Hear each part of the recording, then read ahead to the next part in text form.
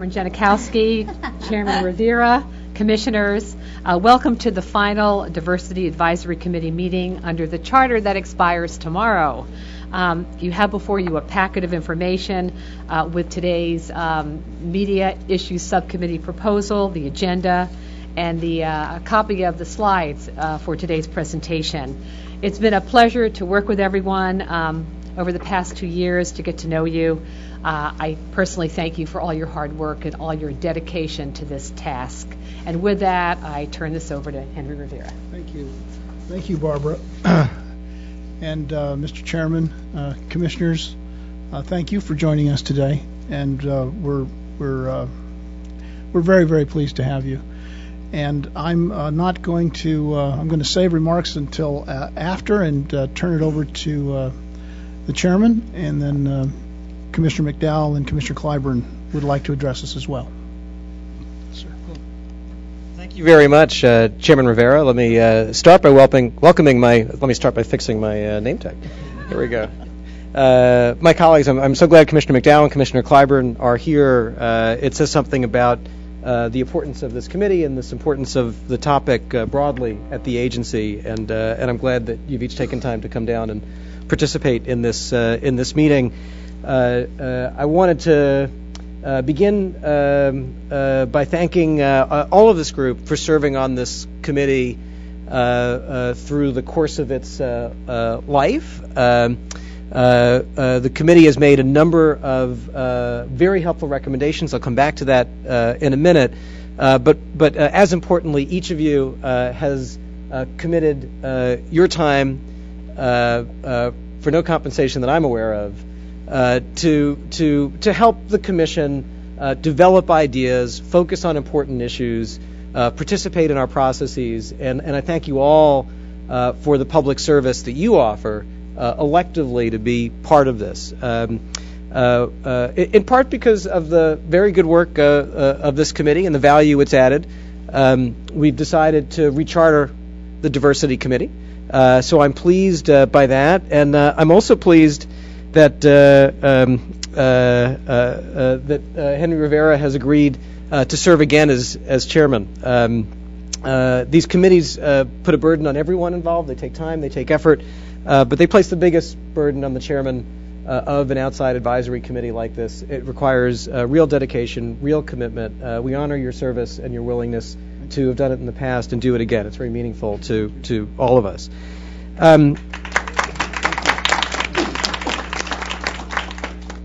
Let me just touch on a very imperfect summary of some of the ways in which the committee has contributed to our work over the last period.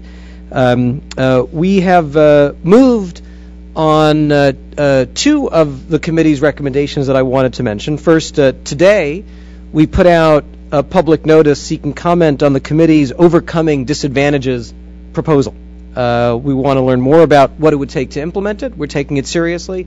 We appreciate this and other recommendations.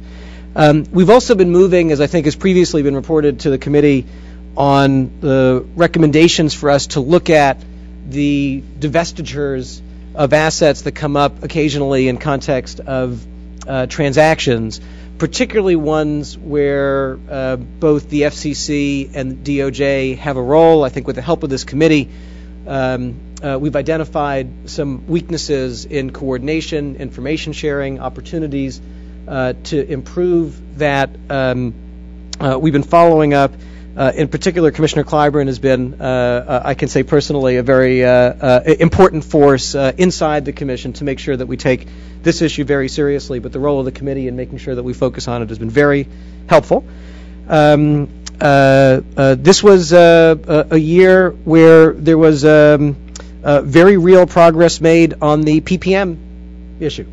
Again, the committee's role was helpful. Commissioner Clyburn, your role was very helpful. Commissioner McDowell, I appreciate your role in this as well. But these were both topics that Commissioner Clyburn raised with me very early in her tenure. Played a real leadership role in making sure that they were addressed in connection with PPM. There was real coordination between the Commission and Congress, particularly Chairman Towns, in trying to find a solution to something that has vexed a lot of stakeholders for a long time. And I was very pleased to see progress on the issue over the course of the year, and for this committee to play a helpful, constructive role in seeing that occur. Another recommendation from the committee that I was pleased we were able to take up over the course of the year was the recommendation with respect to a Native Nations FCC broadband task force. As many of you know, there were issues that not everyone necessarily expected that we would focus on in connection with our national broadband plan, but we did. One of those areas involved Native Nations issues, Native American issues. Commissioner Copps in particular was helpful on this, and Commissioner McDowell has also raised these issues with me a number of times in our meetings over the course of the year. I'm pleased that we actually went a step further than the committee recommended and created not just a task force, but a new Office of Native American Policy at the Commission, headed up by one of the most respected people in the field, Jeff Blackwell. This was important. One of the things that I think we all saw as we delved into this issue was that even though there was really broad agreement among the commissioners that the issues of communications access and broadband access in the Native American community were very serious, the disparities were very great, I think we were all dissatisfied with the level of progress we were making. And as we looked into it, I think we concluded that one of the reasons was we weren't properly organized at the staff level. There wasn't someone waking up every day and saying, what can we do to make progress and improve? And so this is an area where we were pleased to receive the recommendation from the committee, and I think we were all thoughtful about it together in connection with the National Broadband Plan, and to think about how we can move forward organizationally to facilitate as much further progress as we can. I do want to mention as well, as Commissioner Copps has already announced, that in March we intend to hold at the Commission a Native American-focused Commission meeting, part of our ongoing efforts to shine a light on the challenges, disparities in that community, and to drive toward real progress. Let me briefly touch on some of the constitutional issues of constitutional significance that I know this committee has really wrestled with, because of course we're bound by the law in this area, and some of the areas of progress here have to be handled in a way that takes account of various legal restrictions. In connection with our quadrennial media ownership review, with just the very strong work of Mark Lloyd and Tom Reed, we've begun a process to identify the kinds of data we need to better understand what disparities exist in our space. This is something where we've really benefited from the work of this committee, and I wanted to thank everyone for their contributions in helping us move forward on that, as well as on EEO issues, where the staff is continuing to look closely at various facets of this issue, including mechanisms to have legally sustainable data collection and updating the ways in which the rules are applied. We intend to host in early 2011 an EEO conference to help focus attention on this and find a productive path forward. So those are really touching on just some of the points of success and progress over the course of the past year. I thank everyone on the committee for helping us focus on these issues, for helping us make progress. I think it would be appropriate, actually, for the committee to give itself a round of applause for helping us identify these areas of progress. And so I thank you all for your contributions. And we're looking forward to learning from the work of the committee over the last year, its relationship with the Commission, in finding ways to accomplish even more with the newly rechartered committee.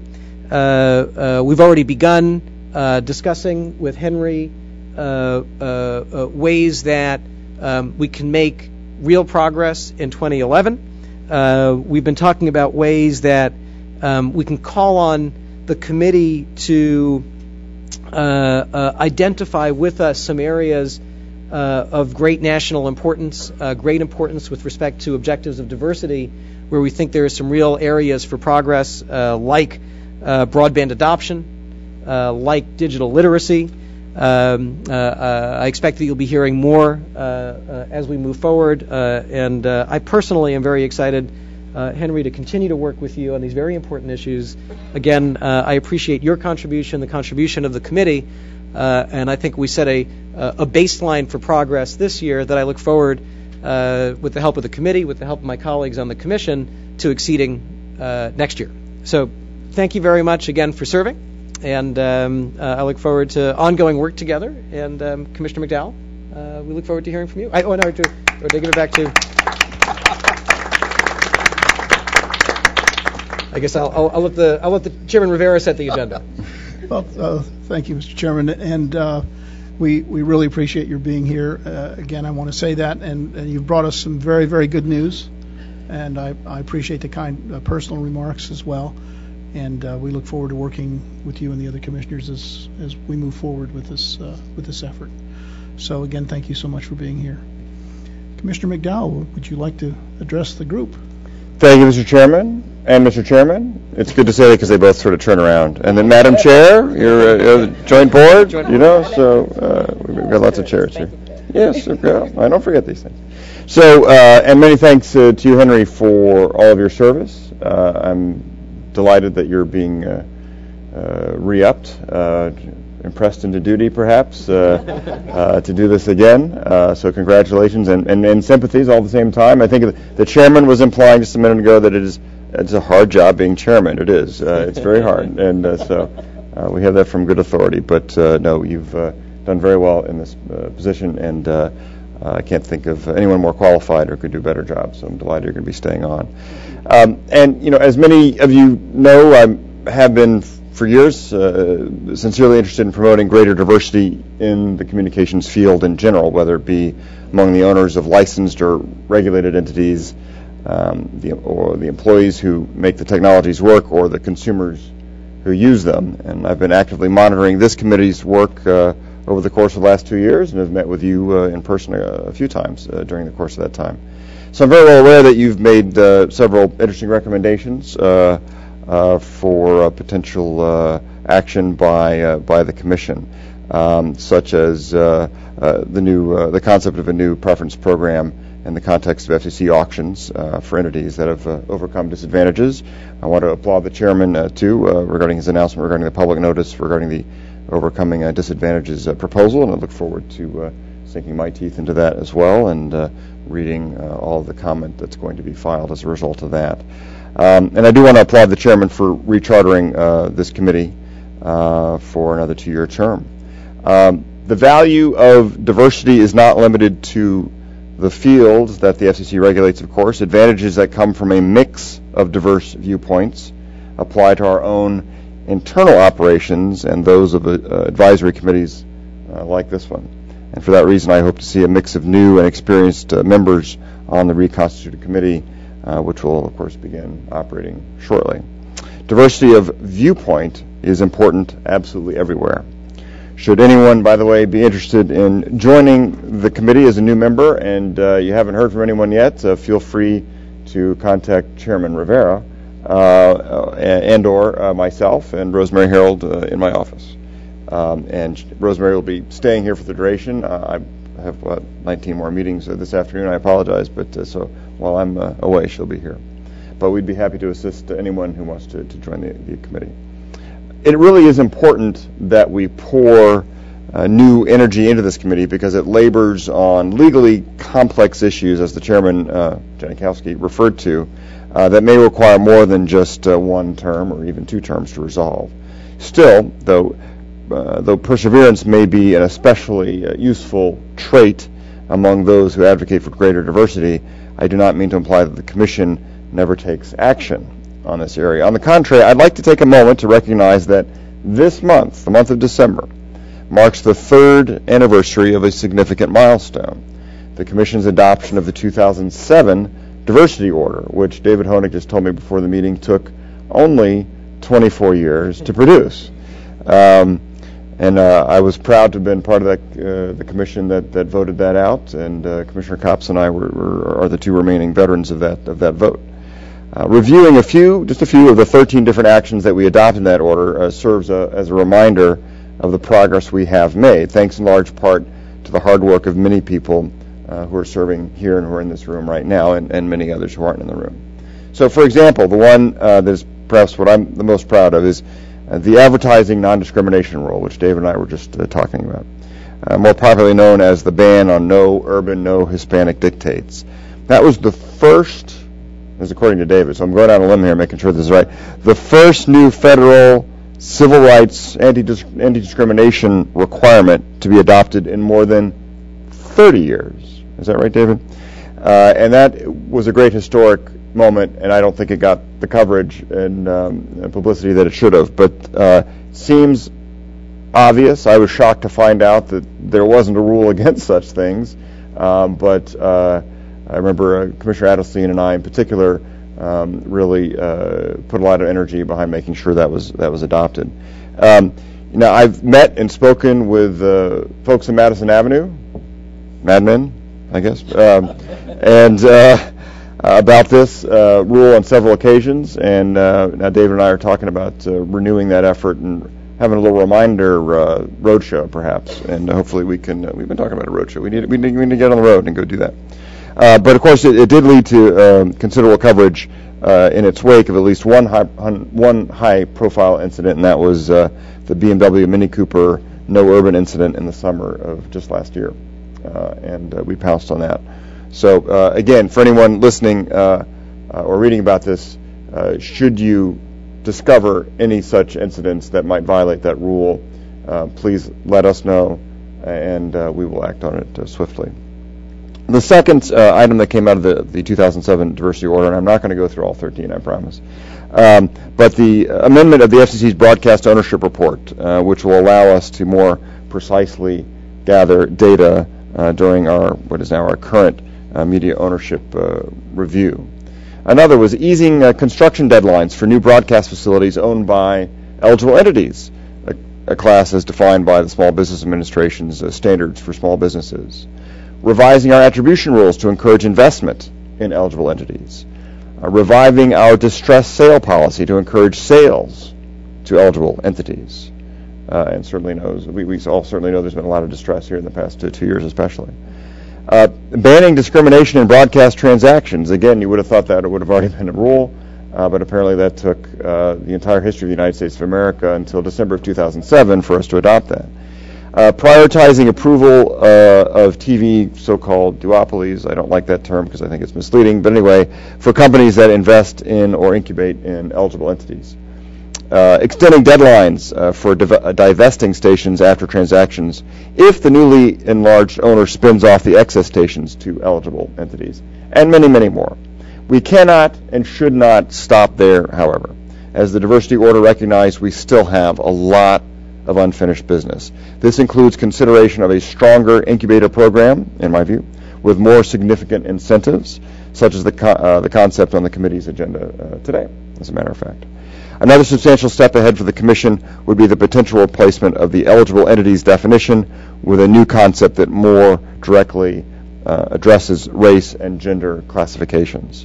And as I've said before, I am interested in exploring what actions the Commission may take in this area on a legally sustainable basis, as the Chairman pointed out. Of course, any new race or gender conscious rules must satisfy the rigorous demands of the Equal Protection Clause as interpreted by the Supreme Court in the Adirond decision and line of cases. And that in turn will require that we conduct studies to produce sufficient evidence to support new regulations. So I favor the commissioning of such studies and believe that we should launch the research effort as soon as possible. And I'll close by reiterating here my thanks for your service retroactively and going forward prospectively. It has borne fruit. We have done a lot. There is more to do. And I really look forward to the new ideas, the new energy that this committee will bring. Thank you very much. Now I turn it back over to Chairman Rivera to introduce Chair. Thank you. Thank you for those inspirational words. We appreciate it. We're taking them to heart. Commissioner Clyburn, would you favor us with a few remarks? Thank you, Mr. Chairman. I want to get this. You hearing some feedback? Okay.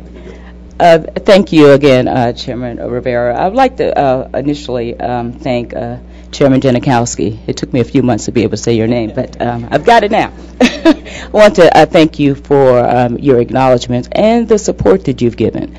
Some of the things that you mentioned that we may have assisted in a small way. We had someone who was listening, someone who cared about the same issues, and I don't think things would have happened if we did not engage all of us around the table in this partnership for change. So I want to thank all of you for being partners for change.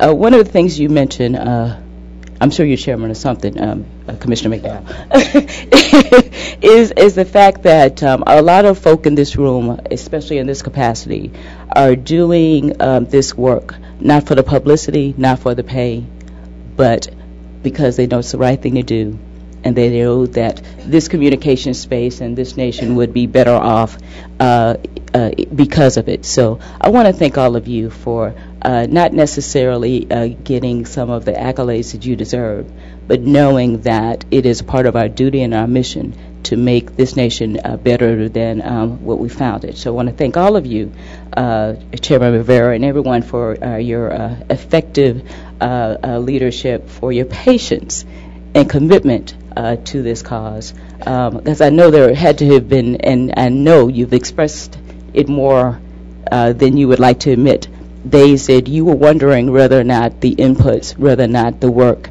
whether or not all of the toil was going to be recognized and worth it. I'm here to say, as I said the other day, the best is yet to come. So I'm happy to end this year on a great note because, again, we will be reconstituted. And also that, as we all mentioned, that the Overcoming Disadvantage proposal has been put forth, a very innovative, out-of-the-box proposal that recognize the challenges of the day, but still recognizes that what we have before us and the challenges we have before us, and saying this is an innovative way in which we can tackle some of the issues and concerns we have as it relates to augmenting the business and communications universe. So the importance of this committee cannot be stressed enough. You represent the voices of those who cannot afford to come to D.C., the voices of those who may not be able to articulate things in a manner in which others receive, and you provide this commission with the type of education and enhancement that it needs to do its job better. So I will continue to be a partner in progress, and again, I'm looking forward to the best days ahead. Thank you.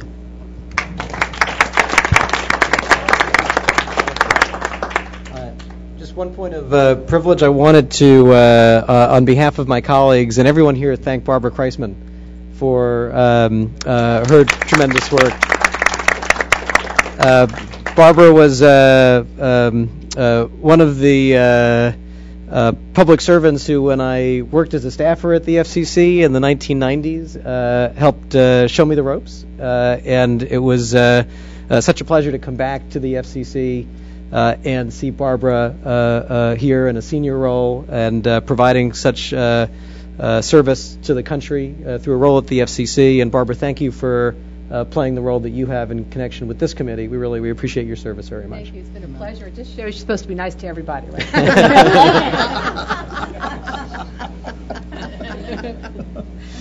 Well, Mr. Chairman, Commissioners, you honor us with your presence. We really thank you again for being here and for your kind words and for your words of encouragement. And you're certainly welcome, obviously, to stay if you like, but we know you have very busy schedules, so if you've got to scoot, we understand that too. I wanted to say Commissioner Copps had called me and indicated that he wanted to be here, but he had another engagement in New York. He couldn't be here, so he does send all of you his best wishes and his gratitude for your service. Thank you very much. Sure. Thank you.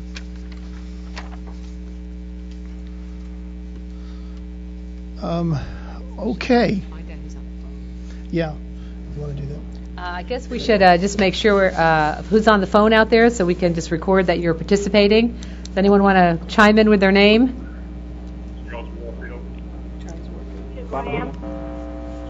Bob Mendez. I'm sorry, I heard Mr. Warfield, then I couldn't hear anything. Anita Graham. Thank you, Anita. Rodney Hood. Thank you, Rodney. Andy Schwartzman. Loretta Polk.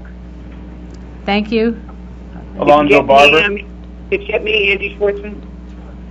What was that last one? Andy? Oh, hi, Andy. Hi, Andy. Alonzo Barber. Thank you. Jenny Alonzo. Thanks, Jenny. Steve Hillard. Thanks. Anyone else? Thank you. It got a little crowded there. It's Bob Mendez. Yeah, we heard. Thanks, Bob. Okay. Got it. Thank you. And Loretta Polk. Got it, Loretta. Thank you. Thank you very much. Thank you very much. We've got one recommendation to bring before you, and that comes from our media issues subcommittee with Diane, of course, is the chairman. And so, Diane, I'm going to turn it over to you. Thank you. May I borrow this? Oh, sorry. Thank you, Mr. Chairman. The Media Issues Subcommittee could not let one more meeting go by without a recommendation. So we're finishing with one we think is hopefully one that will be useful and can, if the Commission should choose to take it on, be one that could be very productive. It is not a new issue. It is one that was originally brought to this group by NABOB, actually, in 1990, if I'm not mistaken. And it is having to do with creating an incubator program that would allow the ability for stations to perhaps who would not otherwise be authorized to own additional stations to do that if they were doing so in order to help allow for eventually disadvantaged owners to become a reality. The proposal that you have in front of you suggests that it would provide rule waivers for the companies that encourage ownership by disadvantaged businesses. We are recommending that an NPRM be issued to look at some issues that have not been considered in some of the previous proposals that have been made. One of the things we think is a question that needs to be answered is whether a similar market size requirement is appropriate and whether or not it should be the same market size or a smaller market size, and that's one of the things we hope would be discussed. Also, would there be any ongoing liability issues for the existing licensee? One of the questions and concerns that we hope could be considered is if you do engage in this and you are the licensee and you have created the incubator program, then what obligations and liabilities remain with the licensee and which would be actually then part of the incubator program itself? And also, would they be able to sign contracts on their behalf? Would they be responsible for those contracts, or would those be something that the licensee would have to oversee? And also, just to clarify what the definition would be for a disadvantaged business. So these are the things we think could make up the kinds of issues that would be covered under an NPRM. And we hope that what this would do would be a win-win situation for existing companies that might not have the opportunity to engage in this, or who might be willing to, even if it isn't a question of whether or not they're beyond their ownership limits, but they might just be willing to do something like this with one of their existing stations if there was a function by which it could happen. There is sufficient information in here, I think, to give you a background on what the last 20 years has been, as this has not the first or second time this has come before the Commission, and we would hope that if this group decides to send it on, that this would be the time that we could actually then begin to do something to implement it. I especially want to thank David Honig. He and Jacqueline Clary at MMTC were instrumental in putting this together for us so that we could consider it as a group. So thank you, David, for your help on this. And I would now like to make such a recommendation. All right, the chairman will take that as a motion. Is there a second? Second, thank you. Any questions for Diane? I've got a couple. One is, perhaps David, you or Jim could answer this. That how does this recommendation differ from the one that this committee sent forward in 2004? Hopefully David can, whose memory may be fresher than mine on that subject, can respond. The idiot savant of the group. It does not differ in its direction. It does have some more specificity, and in particular, it does suggest, based on this having been fleshed out in the diversity proceeding, where it was out for comment after 2007 and it's fully briefed. No one opposed it. Has teed up a number of procedural questions and practical questions, such as the ones that Diane had identified that probably could benefit from more development on the record. So, but other than that, it's the same concept that in its essence that NABOB came up with in 1990, presented to the relevant committee that many of us served on at that time, was put out for comment in an NPRM in 1992, and this is the 6th docket that it's been in. No one has ever opposed it. It is the longest pending diversity proposal before the commission now. And just to follow on to that, another bit of history, can you clarify what the commission did in 2007? In 2007, this was one of the proposals on remand from Prometheus that the Commission put out for comment in the diversity NPRM that it issued, that was released in March of 2008. It was fully briefed, no one opposed it, and it's ready for the Commission to act or to put out a further NPRM to develop it further if it chose to do that. So this recommendation is basically a follow-on to that 2007, is being responsive to the Commission's request for a further notice, is that? That's right, and the only real change since then is, of course, that we've seen the numbers of minority-owned broadcast stations drop precipitously. Market conditions and access to capital are substantially less. There's more competition from other media. So those factors all seem perhaps to militate in favor of the desirability of this type of program. So we're basically refreshing the record. That's right. And offering perhaps a little bit more specificity in terms of the questions that might be considered this time through. Thank you, Diane. Jane.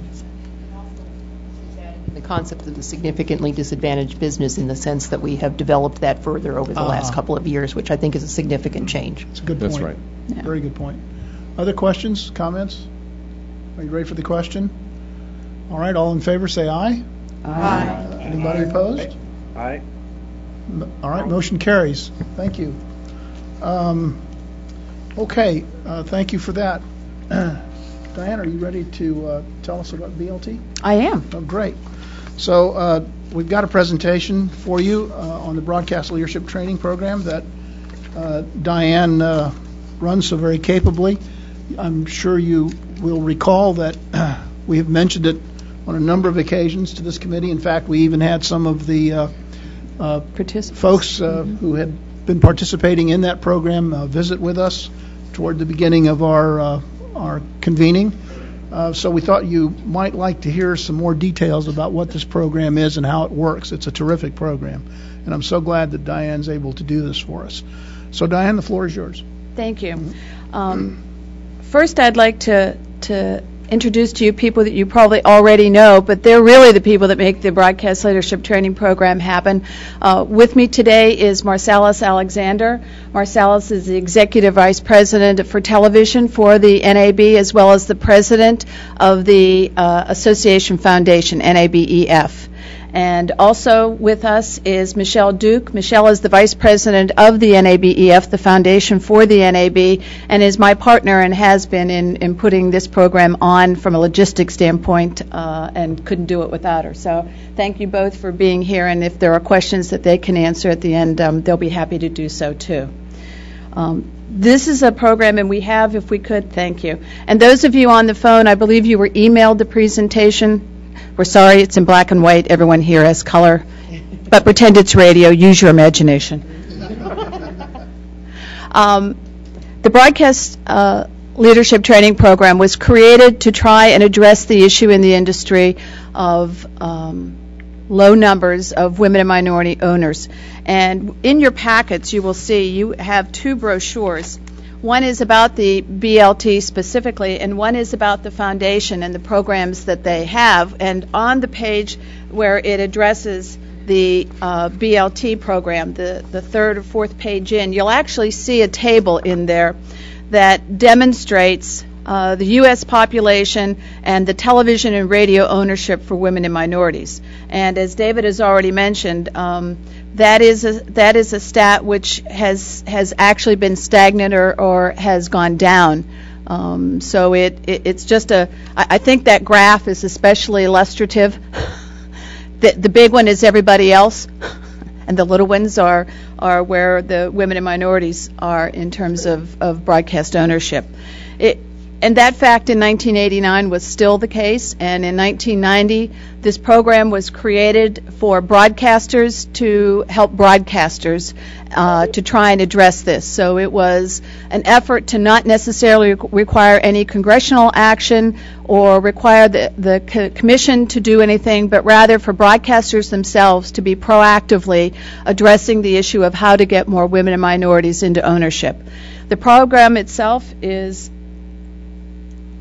created to try and address that in a way that is very practical, is very pragmatic, and that really is designed to do two things. As someone who was able to get into ownership, I considered myself very fortunate and took a look at why I thought I had been able to get my first deal done. It was largely because I had access to two things that I believe are essential for anyone trying to move into either a CEO's position or into ownership. One is access to the information that is so needed and is so different from anything you would know, even as a general manager. I managed radio and television stations for 15 years, and until I got to the corporate level at Shamrock, I had never had a discussion about internal rates of return. I had not had discussions about equity financing and mezzanine and senior debt. Those were just not things, even as a general manager, that I was requested to be aware of or do. So having the opportunity to know the information that is necessary to understand how that business works, of acquiring stations, of doing due diligence, what does that mean, and how does it get done? So a program that would provide the information necessary for people who were interested in either moving into a CEO's position or into ownership, because this program is designed to do both of those things. It is every bit as much a program to help people move into the most senior and executive levels within existing companies, as well as to increase the ownership. The second thing that allowed me to get my deal done was the access to the people I needed to do a deal. And when I was at Shamrock, I was in the bank meetings. I presented the bank information. I met with the equity that we needed to do our deals. And so having the ability to have relationships with bankers and brokers and other owners before you actually are ready to do a deal is incredibly important. And so this program was designed to meet both of those needs. The program itself is an executive-style MBA program, and it runs from June of each year through September. It meets once a month at the NAB here in Washington, as well as one weekend. All of the program takes place at the NAB convention, and the participants all attend the NAB convention, and we have special programming for them in addition to their ability to participate in all the programs that exist at the national convention. It is open to senior level broadcast executives who have a proven track record of success in their relative fields. This is not an entry-level program by any means. It is a most senior-level program for general managers, director of sales, people who have substantial broadcast experience, and especially in management and budgeting, because those are two things that we look for in terms of the participants in here.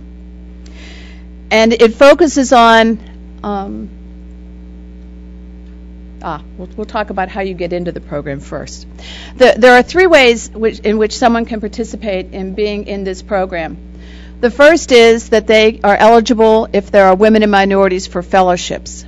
The program itself is open to anyone who would like to apply for it and has a cost of approximately $9,000 for the 10-month program. So anyone who wanted to apply could and would be considered for the program. But we make 2/3 of the class is held for women and minorities, and they are offered fellowships if they are accepted into the program. That means it's approximately a $20,000 investment because it covers the travel, the room, the board, all of the course materials, and their participation over the course of 10 months. So it is a $20,000 investment in each individual who participates and is accepted into this program. The second way that they can participate is to be nominated by one of our sponsors. As part of what a sponsor gets from being a sponsor to this program, they have the opportunity to send someone from their organization to come to this program. And we have seen companies who have participated in this, like Hearst, who have sent numerous people to this program. Almost without exception, every one of them has been promoted after they have gone through this program. So we're happy to do that for any of you who would like to become sponsors, because this business in our times of trouble have really gone away from the training and development. That's not where the resources of the industry have gone. And what this program tries to do is to provide that kind of hands-on practical experience to allow a company to promote someone or to allow them, to the participant, to be able to go on. And then, of course, because we are commercial broadcasters, you may pay to be a part of this program and come for the cost of the tuition and then the room and the board. The kind of topics that are covered in this program, as you can see, it's very extensive and very detailed. The class size, I should mention, is limited to no more than 20, so that it is a very personal experience for the participants, for the faculty, so that there is very hands-on working that goes on with this. I should also mention that that not only does it take place at the NAB, but every dollar that we raise from broadcasters is matched by the NAB. So this is a program, again, that is of broadcasters, by broadcasters, and for broadcasters that really has gotten that kind of support through the 10 years and now the 11th. We do everything from accounting and finance, how to set up your company, how do you choose your partners, how do you identify, where do you find a lawyer, how do you get it, what lawyers do you need, how do you work with brokers, how do you develop a business plan, let's write a business plan, what should that look like, how do you secure funding, we have equity, senior level, senior debt people, mezzanine, come in and make presentations. One of the great things about this program is that you're learning from the people that you will then need to go to get your deal done. So who better to tell you what they want to see, and then, as any good sales call, tell me what you need, and then I'll tell you why we can get it for you. So that's what this program also does. We talk about how to identify stations. How do you get into deal flow? One of the biggest problems that many times women and minorities have is that we're not part of the deal flow. I always kid the class that if they're calling you, it's because everybody else has said no to the deal. But knowing that and understanding that, and what does that mean, is what we teach the class. Prospecting and deal flow, due diligence. As anyone in the class will tell you, I'm a big stickler for due diligence, because when you're a minority or a woman, you can't afford to guess wrong. You just don't have the resources, so doing your due diligence properly makes all the difference. And so every year the class goes to a station in the metropolitan area here. We have gone to WUSA, WJLA, WTOP, and WHUR. They have brought in their department heads, and we have done an actual due diligence at those stations themselves. So the class has participated in actually going through it themselves. how to negotiate your deal, what do you have to do when you close. Between the time you file with the commission and the time your grant comes, what do you need to be doing, how do you do it. And then what we believe is one of the most important parts, our last two weekends are on operating for success. Getting the deal done, in my mind, is the beginning, not the end. And how do you run a successful station going forward, and how do you do a takeover, and what does that look like? We recently had our 10th anniversary. This is the 11th year, but one of the things that happened in the class, the 10th year anniversary class, is as we were hosted by Congressman Clyburn and Senator Hutchinson on the Hill, and we had a reception for all of the faculty, all of the FCC, and our sponsors, and brought them all back together, so that one of the benefits of being a graduate of the BLT program is that you have all of these other people that are now resources for you. The faculty is maybe the best thing about this program. They're all working professionals that are in the industry now, which is how you build those relationships with the people you need to know. It's group heads, it's other owners, and we're now happy to say it's past BLT graduates that have gone on to become owners who come back and talk about how they've done it and what worked for them. We have attorneys, bankers, equity brokers, engineers, and when we do our accounting, we actually bring in a fabulous professor from the Kellogg School at Northwestern who does a whole 2-day session on accounting and finance. Our sponsors, without whom this program would not exist, Bayou City Broadcasting is an interesting one. They are a very small African-American broadcaster in Central Texas. What makes this so great is that it is the graduate of the BLT program for 2008 who got a deal done for 3 television stations while he was still in the program. And at his graduation, he committed to be a sponsor for the next 3 years. So I think we're building some great broadcasters while we're at it. Hearst has been a sponsor with us since the program began. ICBC, Charles, thank you very much, has been a great sponsor of this program and continues to be. Legend Communications, which is Larry and Susan Patrick. Morgan Murphy Stations. When I first created this program and took it out to see if anybody would bite, the great thing about it is Liz Burns, who many of you may know, not only said I'm in, but she wrote a check. So she was really one of my favorites.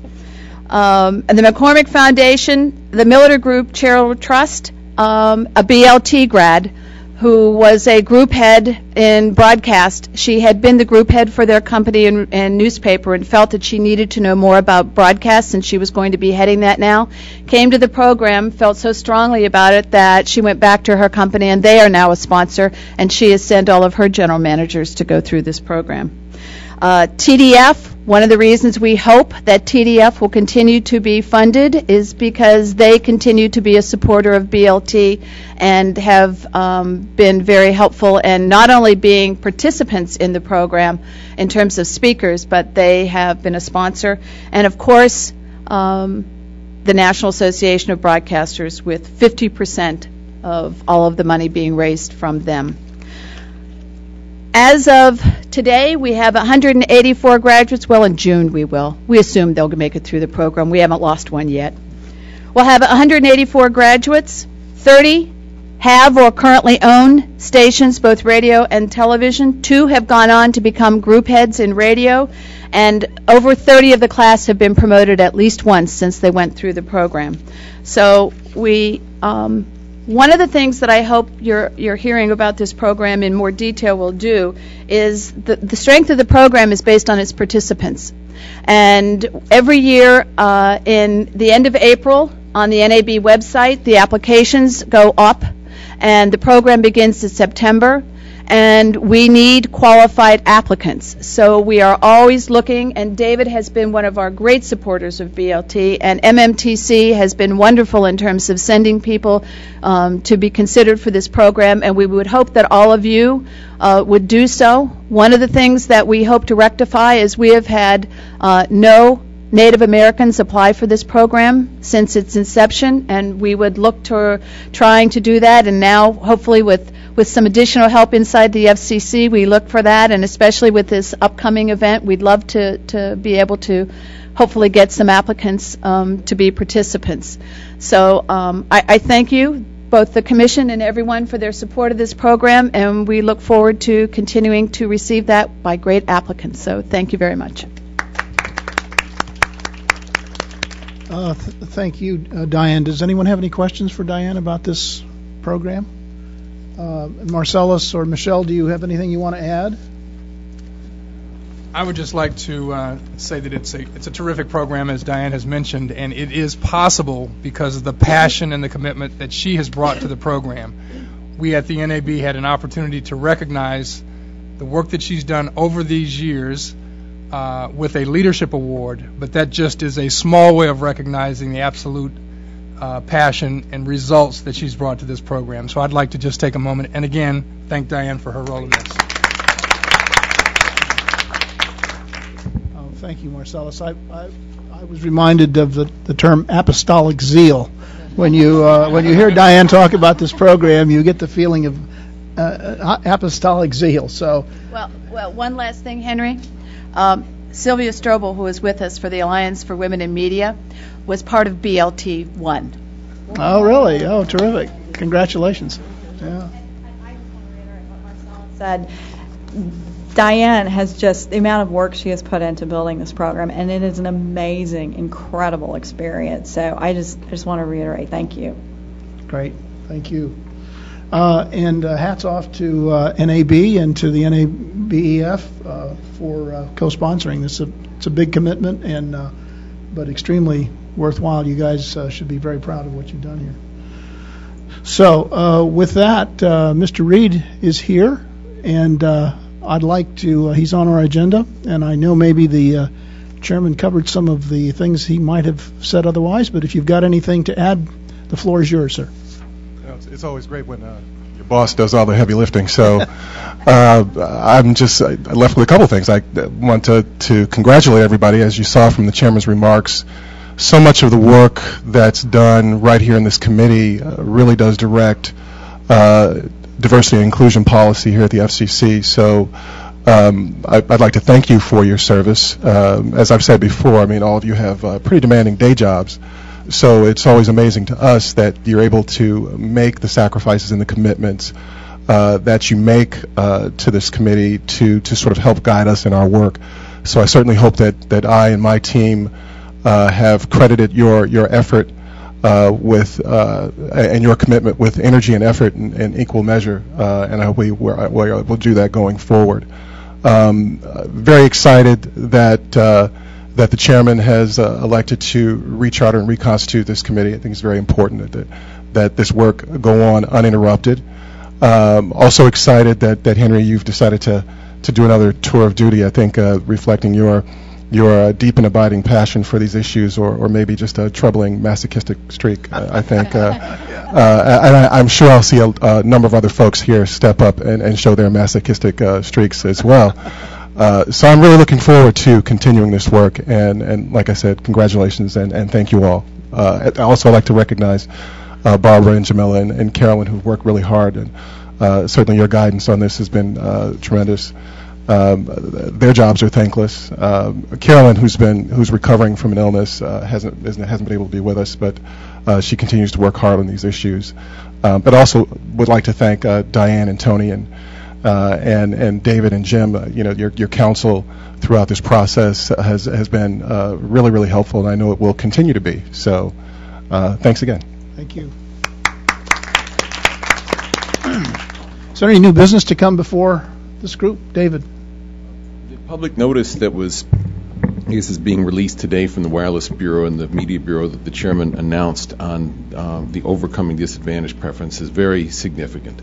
And I wanted to acknowledge in particular the assistance that we all had from Covington and Burling. Libby Cantor, who helped to develop this, is quietly sitting in the back of the room and put just so many, I don't know how many all-nighters into getting this right. And Libby, thank you so much. Thank you, Libby. Yep. Thank you, David. Most appropriate. Jim. Yes, at our last meeting, I mentioned the subject of renewals that may be backlogged from the previous renewal cycle, and I just wanted to mention that Jane Mago and I have spoken with the Media Bureau. I've also had ongoing dialogue with the Enforcement Bureau. And that is a situation that seemingly is going to be moving forward positively. Terrific. Good for you. Thank you. Wonderful. All right.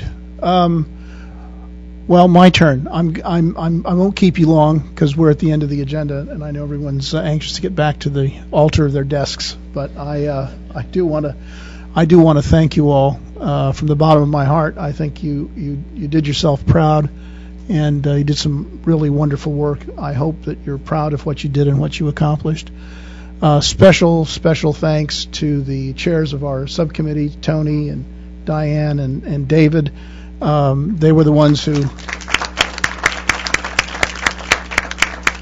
were always cracking the whip and trying to get you guys together, and they did an admirable job. We certainly could not have put forth the recommendations that we put forth without their great leadership. So thank you very much. Thanks to our wonderful designated federal officer. She did an absolutely spectacular job. Yeah. And, of course, Jamila and Carolyn and Tom and his staff. Thank you all very much. And it's just been an honor and a privilege to be part of this group and to try to keep you all headed generally west or wherever we were going at the particular time. And I'll always remember my experience with you. So I want to wish you all a very happy holiday season and a great 2011. Thank you. Bye-bye. So we're adjourned.